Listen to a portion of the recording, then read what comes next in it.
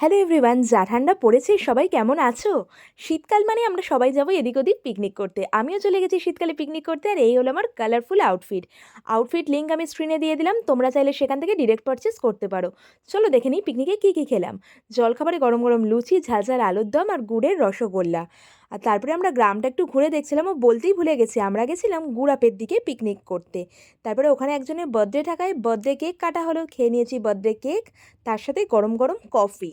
তারপর শুরু গেমস, বলটাকে ফেলতে হবে ড্রামের মধ্যে, কিন্তু যা মিস করে গেছে। ইতিমধ্যেই বসে গেছে ফার্স্ট ব্যাচ, আর আমরা যারা ফার্স্ট ব্যাচে জায়গা পাইনি পাশে বসে আড্ডা দিচ্ছি। চলো দেখিয়ে দিই লাঞ্চে কী ছিল। ফার্স্টেই দিয়ে দিয়েছে মিনারেল ওয়াটারের বটল, তার সাথে ছিল সাদা ভাত, লবণ, লেবু, স্যালাড, শাক ভাজা, সবজি দিয়ে মুগের ডাল, অবশ্যই গরম গরম বেগুনি, ফুলকপি আলু কড়াইশুঁটি দিয়ে তরকারি, বাঙালি স্টাইল ফ্রাইড রাইস, মাছের কালিয়া, শোস্টাপার, মাটন, টমেটো আমসত্ত্ব দিয়ে চাটনি, পাঁপড় আর জোয়ান। তোমরা এই শীতকালে কটা পিকনিক করলে জানিও। টাটা।